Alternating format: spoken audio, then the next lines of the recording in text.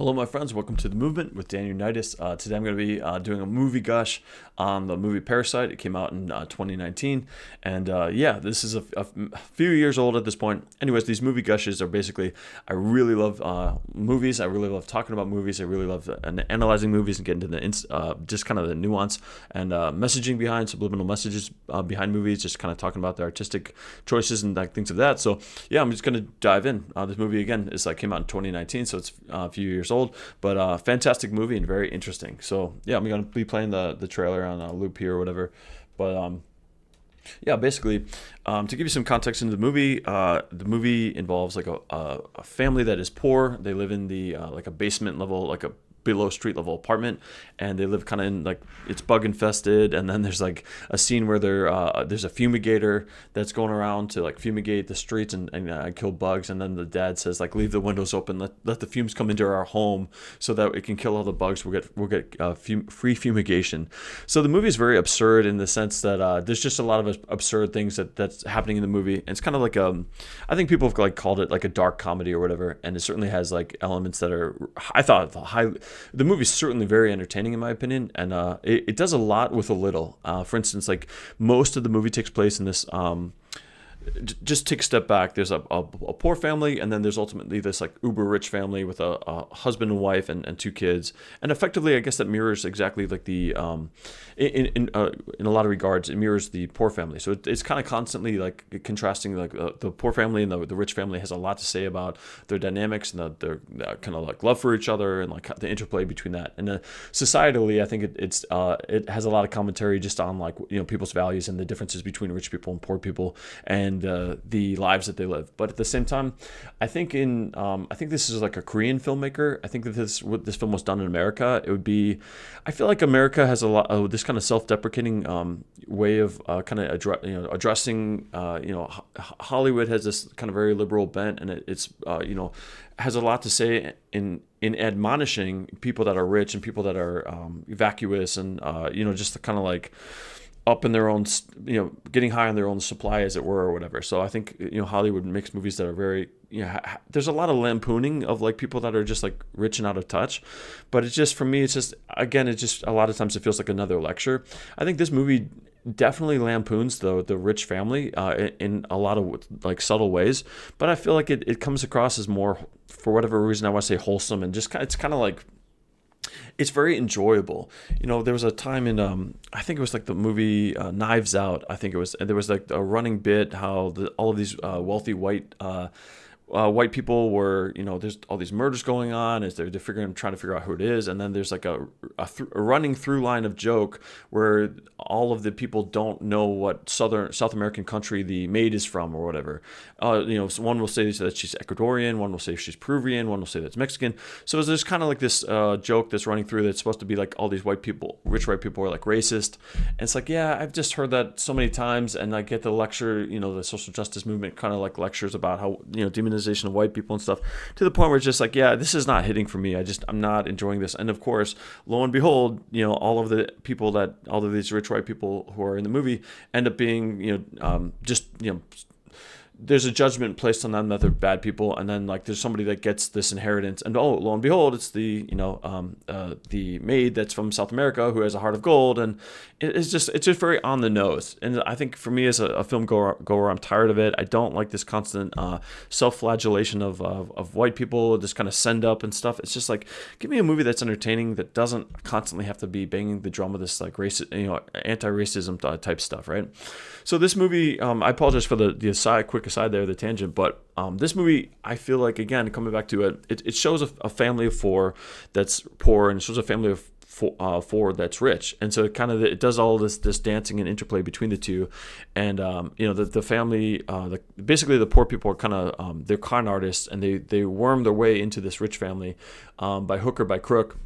it starts out with the son who basically he's got a friend that goes to university. He's going away to college, I think. So he has to leave, and he was tutoring this young girl in the rich family. So he has the buddy in the poor family. Says, "Hey, I want you to take over for me." And the reason I want you to take over for me is because I feel like you're kind of like a loser. He doesn't say that, but he kind of says that in between the lines. He's like, "Yeah, I'm in love with this girl that I'm tutoring, and I think if you tutor her, you'll do a great job, and it'll be a good thing for you from a experience perspective. But I know that you're not going to be able to like, swoop in and steal my girlfriend away from me, basically." So then this guy, the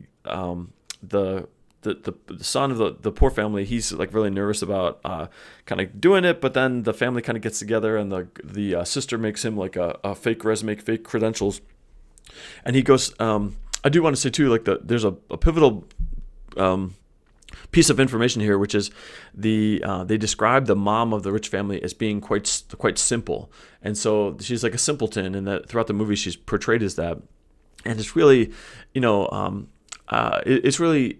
I think the movie does a great job of playing on that. It just kind of, she's just a very gullible person, and I think that first of all, that's the whole premise of why the con artist family can kind of get in there. They know how to manipulate her, and they do it through. I think we all hate con artists, but it is quite fascinating in the sense that, like, somebody that's a con man it's a confidence man. It's somebody that has confidence about themselves and is able to just bypass all of these like kind of like BS meters that would normally go off in somebody's head if you were being earnest about what you're trying to do, but just having confidence. So that it's actually quite a fascinating movie from that perspective. So the son kind of gets in there and he impresses the mom, and I think there's a moment where he kind of plays like a little bit hard to get, or he's willing to walk away, and then he really makes her chase him, which is very fascinating paradigm. And so he ultimately gets in, and he has a rapport with the young girl, but he gets in by kind of like impressing the rich mom, and then on his way out the door, the mom is talking about the wild son. So the rich family has this kind of very pampered, spoiled, rotten son, and he's run off all of these like babysitters and like whatnot or whatever. So then the kid basically, or the young man who's doing the tutoring of the girl, he says, "Oh, I actually have a friend of a friend who is a art psychologist, art therapist, or she's a great artist or whatever." So it's actually his sister, but he's kind of pretending that he doesn't know her. And then he makes this introduction, and then the sister comes off as it was really impressive. As this young Korean woman, she's a great actress, and then she is convincing the mom of the rich family. She comes across as very assertive, and to the point of doing little micro things to like adjust the rich woman's kind of attitude and behavior towards her. And at one point, the hired help, the maid comes. It's like a maid nanny, like house, woman that's taking care of the estate, for these like rich people. She comes over to like kind of listen in, and the daughter is like, "Yeah, I only want to speak with you. She's gonna have to leave." And then the rich woman is like, "Well, this woman is part of the family, and like anything you could say to her, you can say to me too." And then the girl still insists, no, she has to leave. And the look that the nanny gives the girl is just like one where she's just absolutely staring daggers at her, but she's behind the rich mom, so the rich mom does not see this interaction at all, and the girl completely ignores her as if she's not even there. And so this is a very fascinating thing that they were able to cook up in this movie, because it's about classism, it's about the haves and the have-nots, and so it's fascinating because this girl is effectively poorer than dirt. They live in this basement level apartment, and then ultimately the apartment floods with sewage water, and there's crap coming up all over. They're inside, they're getting all over them. So they literally live in a crap situation, and at the same time she's playing this very snotty rich person or whatever, to a T, to the point of being dismissive of somebody that's kind of her own class. It was great satire, great dynamics within the movie, and I think that it really takes a skilled filmmaker to hit that authentically and to make it entertaining and to make it not lecturing and to make it kind of the whole movie is very engrossing. the whole movie is just, it's a very fascinating movie. So just kind of moving on. Quickly, so basically the whole family, the poorer family, is infiltrating this richer family, and that's where I believe that's where the name of like Parasite comes in the movie. Like these people are kind of like parasites that are like lobbing on, and but it's kind of interesting. So ultimately, the mom, they get in, the dad gets in as a driver, and then it's funny because he's talking himself up, and then there's this really funny. I think that a lot of times, like in Asian inspired culture, there's like a lot of anime shows, like Japanese anime, will have this like notion of like men being cool, and so there's the scene where it was like a throwaway scene, but to me it meant a lot. It was kind of interesting. So the dad's trying to basically talk himself up. He's like, "Oh, I'm a part of this elite drivers club, and I've been recommended by all of these different people and this kind of stuff." He's totally full of it, and it's great because you can kind of we are, the audience is seeing what he's doing. That was really a big part of the magic of the movie. But anyways, he's driving in the car, and then he's going like around a corner real fast or whatever, but he's doing it in such a smooth way that the rich dad in the back is like looking at his coffee, and none of it's spilling or shaking. He's like, "Wow, impressive cornering." And it would just, to me, that could only have come from like an Asian inspired like cinema. I think, this notion of like men being very resourceful and really slick, and even touches on like the notion of like martial arts, of just kind of like being smooth and being a very I don't know what I'm trying to say. I think you get the point, but it just was very like this exchange between two men, and like, yeah, you like how I drive. Very smooth. I don't know, I guess you have to see it to maybe appreciate it, but I thought it was really I've never seen something like that in an American movie, and it was kind of like I think guys really like the idea of doing stuff really good, like shooting guns, or going on missions, flying planes, driving cars really fast, or driving cars really good. So it was very much like a male nod moment, which I don't think you really see a lot of times in movies. That kind of just commonhood of male interest or whatever. Anyways, there's another. So then the dad gets in, but he's the driver, and then so he ultimately, they got to get the mom in the house too. So they got to get rid of the maid in the house, the nanny in the house. So they find out that she's allergic to peach fuzz, and then so they start putting peach fuzz on the woman to get her to cough. And because this, for me, was just like very just expert level filmmaking and direction, writing and stuff. So they say, you can just it's like the whole movie's like show, not tell, right? And so ultimately what happens is the guy comes up, the poor dad is talking to the rich dad, and he says, "Hey, look." He's talking to the rich mom, who's like described as the simpleton who they can easily manipulate, right? So he starts talking to the mom and says like, "Hey, they somehow contrive a way to get him at the airport, and then he's like able to like look behind him, and it see the nanny that's out and about or whatever. And then because they threw the peach stuff on her, this peach fuzz that she's allergic to, she's coughing, and she's like, coincidentally, she's talking on the phone here. So they contrive this whole situation of capturing her, like her out and about. So then the poor dad says, "Hey, look, I don't mean to be, I gotta tell you, I don't want to betray her confidence, but I heard her talking to a medical provider that she has tuberculosis." And the rich woman's like, "What? Tuberculosis? I thought that was, a thing of the past." And that's where the beauty of this movie comes in, where again with the showing, not telling type stuff, because you just get the sense, the wheels start turning in your head as the audience, which I think that's what movies should be doing. You are seeing a scene that didn't happen in the movie. Effectively, you realize that the con artist family determined that they have control over this woman in one regard, and that regard is they can make her cough. And okay, well, you can just kind of see them in the back of your head ideating in the basement apartment of like, okay, if we can get her to cough, what can we do with that, and how can that help us reach our means?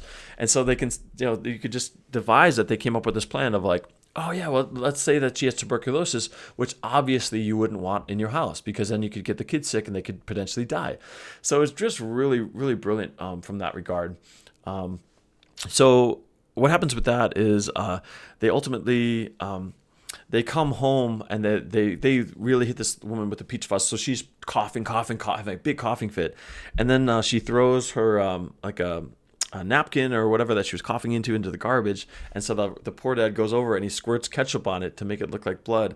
And so there's this really dramatic moment where the dad is just like completely he's playing the character in this deception to a T, and he's got this kind of like blank concerned look on his face, and he takes the napkin that he put the ketchup on to look like blood, and he shows it to the simpleton rich mom, and she almost has a heart attack. And it's just the whole movie was filled with these gems, these really great gems. So anyways, the whole family gets into the house, and what else from there? Oh, the I don't know, I can't remember who the rich mom was talking to, but she describes that the son had some sort of boogeyman experience, and that to me was the highlight of the whole freaking movie. Where effectively it was a kid's birthday, and they had a birthday party outside. They get this beautiful, the whole movie takes place in this gorgeous kind of like very modern Korean home, nice architecture. It's really that the whole set is like really awesome. But yeah, apparently the kid had this moment where he saw a boogeyman come out of the basement, and then he had a seizure, and then he was like, never the same after that.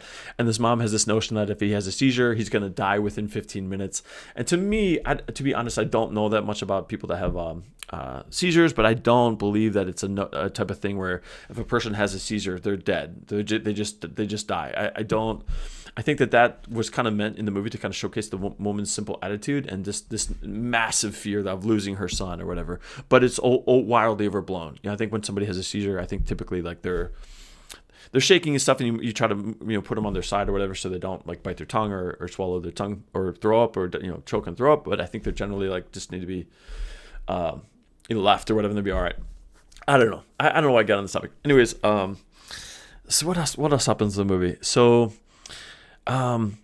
yeah. So I don't know. I'm jumbling it in my head. I'm sorry I won't tell it right. But effectively, what happens is now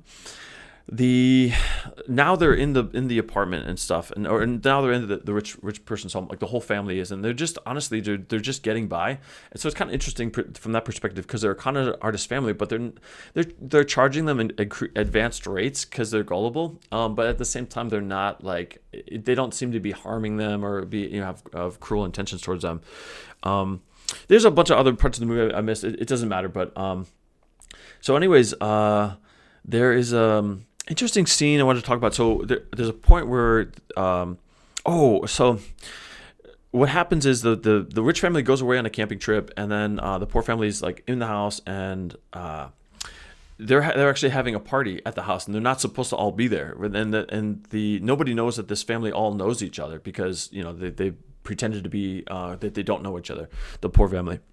So they're having the party at the house, they're eating all this like food and drinking all the alcohol and all this kind of stuff. And the rich family is like supposedly supposed to be on this camping trip. So they go away.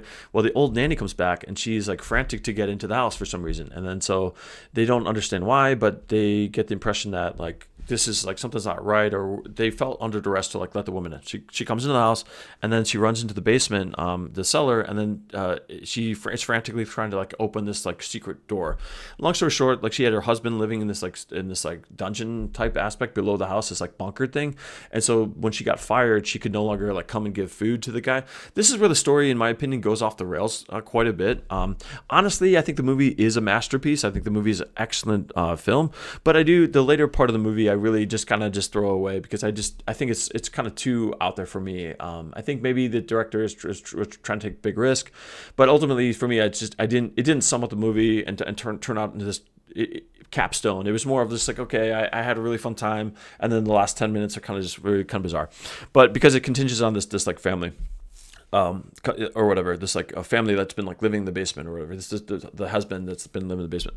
So anyways, what happens is the family is coming back from the vacation. There's like rain, and there's a big like rainstorm. So the rich family comes back from trip, and all of a sudden they're like, well, hey, get dinner prepared for us, we're going to be home in like 15 minutes. So all of a sudden they have to clean up this, it's a classic like 80s movie or whatever, where the people have the party and they need to get out of the house, like they need to clean up the house and get everybody out like in 10 minutes, right? So there's that kind of pandemonium. Again, movie was brilliant for that purpose. And so everybody hides under this kind of coffee table, and then they come home, and then the spoiled little kid wants to go camp out in the backyard. And so then they all hide under the coffee table, and then the rich couple comes, and they're sleeping on the couch so they can keep an eye on the kid out there, so he's like out the window or whatever. So then it's interesting. A lot of times in movies you don't see sexuality. Like a lot of times in Hollywood, there's a lot of sexuality's always got to be portrayed in a very weird way, or there's always got to be like some ominous aspect to it or some weird tension to it. This was just like, for me, it was kind of interesting. It was just like a couple on the couch, they're sleeping together, and then the guy gets a bit handsy with the wife, and it's like, yeah, that's like a very natural, like that's if you're a married person, you're in a part of a couple, that's kind of like how it goes. Like you get a little bit. Get the other person excited. I feel like Hollywood just doesn't show that on screen nowadays. So it's actually really refreshing to see like this. The guy is getting feeling his wife up, and she says, no. What if the kid comes in? This kind of stuff. And the dad persists a little bit, and then ultimately she's like, okay. So they're getting a little bit feeling each other up on the couch or whatever. And then it was so funny because the mom, being this kind of simple woman, simpleton like type woman, is like, she has all of these notions throughout the movie. She has all these notions about America. And that was another fascinating, like nuanced like thread. Is this? She hears that one of the person, this woman has like a degree, the fraud con artist daughter, I think. She hears that she has a degree from the Illinois State University, and then like anything American is kind of lauded in this Korean high society community, which I thought was very fascinating. I never get any sort of perspective like from that. It was really fascinating to see this other culture and how they perceive different things, and not only another culture in the Korean culture, but it was also high net worth individuals, how they perceive things. So it's very fascinating in my opinion. So. Anyways, back to this like romantic scene. The mom's getting felt up, and she's like, earlier in the movie they alluded to one of their drivers potentially being involved with loose women and drugs and things like that. And so though it's very exciting for the mom, so she's saying. The dad is saying something about, oh, maybe you can wear the underwear that we found in the back seat, of this driver that they fired. Maybe you could put that on. And he's that's his like version of like scandalous and like his like very kinky for him, that very big turn on. And then she goes, oh yeah, buy me drugs. So it's so funny because it's such like an innocent, almost like wholesome way of getting like turned on, is this by this vague notion of this world that she knows nothing about. So they're both playing this fantasy out of these people that are like a class below them, these rich people that are very very nice and tidy or whatever. And now they're kind of slumming it in their fantasy or whatever. So the guy's trying to be this guy that's hangs around these loose women, and the wife has this fantasy of being with a drug dealer, so she goes, buy me drugs, and it's kind of this big turn on. So the movie was just fantastic, and all there's so many of these little nuggets. So anyways, I've been going on for a while. I'm going to try to wrap up. So the movie kind of the parents come home, and then this woman that was the old housekeeper, she comes running up the stairs, and she's gonna like spoil the whole thing. And so the mom kicks the woman. She kind of like donkey kicks the woman down the stairs, and she ends up like going end over end and smashing her head.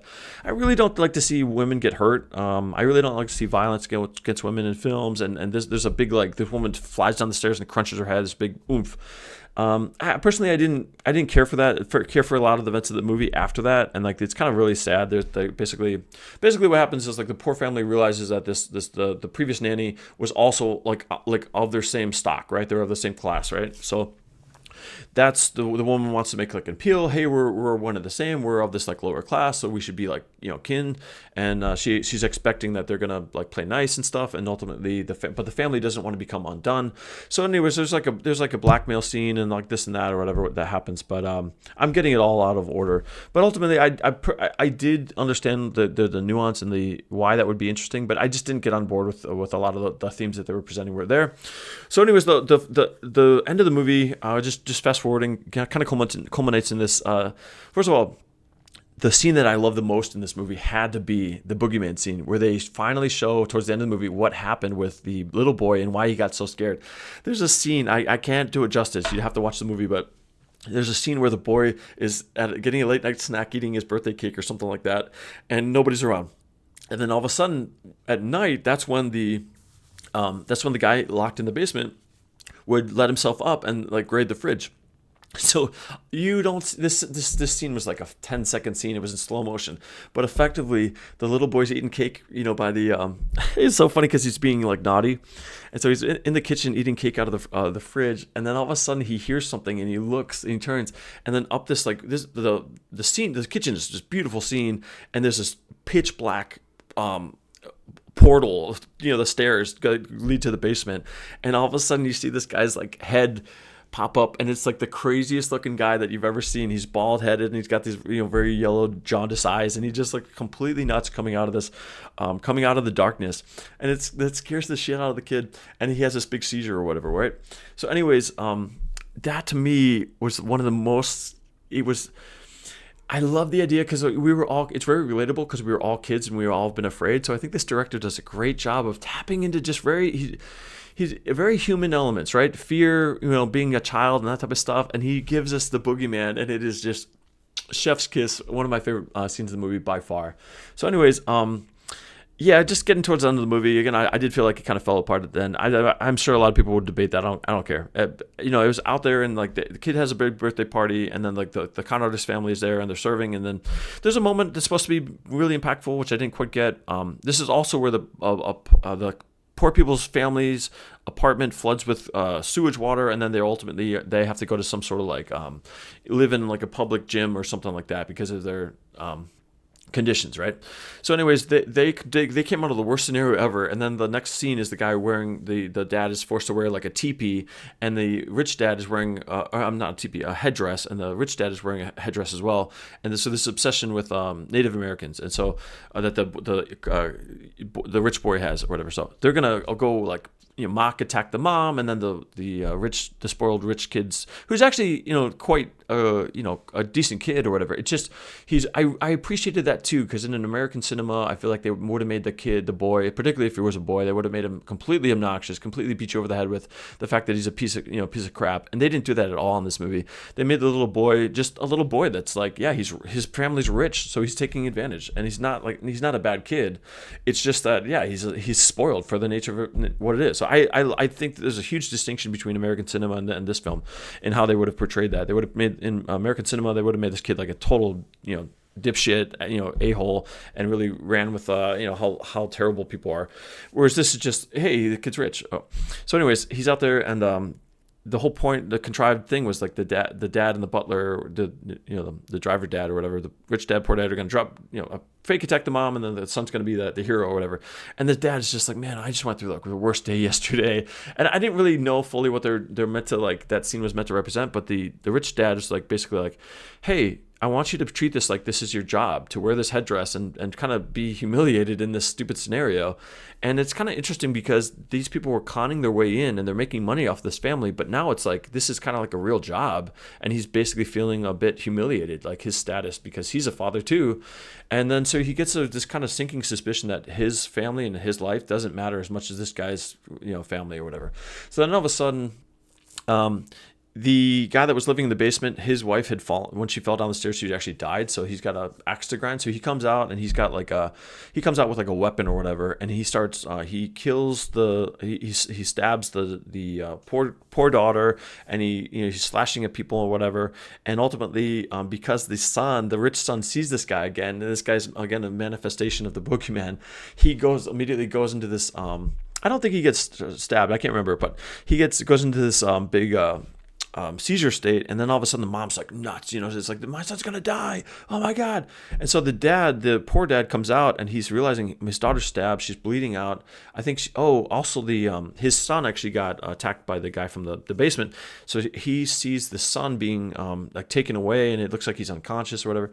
And then so he's like, the guy's flipping out because his family's being decimated and being killed, and this little kid over here is having a seizure. And it's like, not, so the dad is telling him, the rich dad is telling him, "You get your butt over here. We need to leave now. Leave her." And so it's kind of interesting because it's the rich people are clearly being concerned with their kid, which is understandable to be concerned with your kid over other people's kids, rich, poor, whatever. You would be very concerned about your kid regardless, and especially if it was just you deemed as a life-threatening thing. But the poor dad gets just like rage, where I think it's meant to effectively communicate like, there's I am tired of feeling like I am below this other person. It's kind of like basically killing like a king who feels like he's above his and I feel like I see that represented a lot within Asian culture. I just watched a movie where they had like this kind of like king of the manor, emperor, and then there's a lot of other people are like slaves, and there's a big distinction between like the classes and stuff. So I think that's like a common thing in more historical like Asian cinema. But this is just kind of that playing out on a modern stage. So anyways, the dad ultimately grabs a knife and kills. He stabs the rich dad, and it's kind of an act of like, I felt like that was a statement of like, "F you, my family matters, and I'm not gonna be live on my knees" type thing.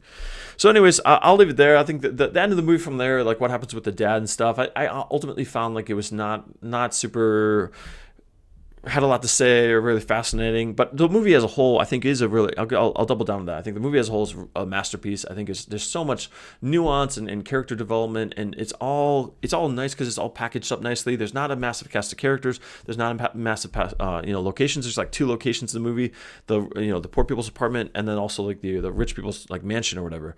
And I think the movie did so much with so little. They just had a small cast of characters, constantly interplay between them, a lot of character building, a lot of fleshing out of that stuff, a lot of funny moments, and the movie was just wildly entertaining. I didn't feel like the movie hit you over the head with any sort of like agenda or lecture.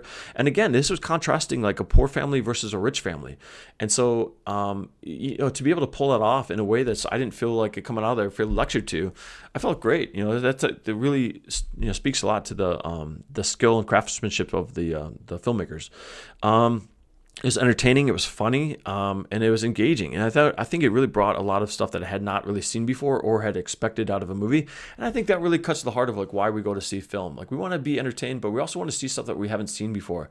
And so I think Hollywood has, particularly going over and retreading movies that, oh, we're gonna make a live action version of this. Oh, we're gonna make a sequel to this. It's just like, you know what? Like we're gonna modernize that. It's like one of my least favorite. Right? It's like, oh man, like you just like don't show me something new. So show me something that's interesting. Show me something that I'm not expecting. Like that's your job as entertainers, is to take me someplace that I've never been and where I want to go, and give me the trust and respect that I'm gonna be able to show not tell and have nuance. That I'm gonna be have respect for me as a viewer. That I'm gonna want to engage in interesting topics and not just have everything be genericized or give me some sort of lecture, or just everything is boiled down to the lowest common denominator with no trust in the audience. And so this movie was just really great. A great filmmaker, great movie in Parasite. So couldn't recommend it more. I'm gonna wrap up there. I've been talking forever, and but thank you so much for listening. I really appreciate you. I love talking about this. I love talking about movies, and I appreciate you. So this has been The Movement with Daniel Unitas, and I'll see you in the next one. Bye.